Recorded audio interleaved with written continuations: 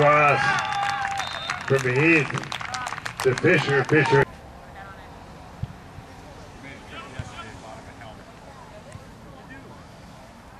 McCall over to Fisher. Fisher scores. Right. Cross. Cross from Stevens to Justin Heath, and that results in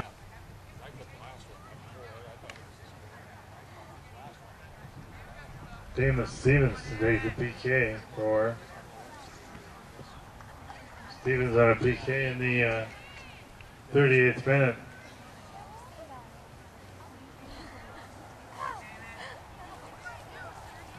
It's been a handball in the box. Zoom in. Stevens puts it left. Stevens scores. We actually get 4 goals. Definition, you can just zoom in. Long ball for Allsted. Caught in there by Dylan Leiter. Fisher gets his 3rd goal of the match on a hitter. Takes a shot. Throwing Bronx. Long ball for Stevens.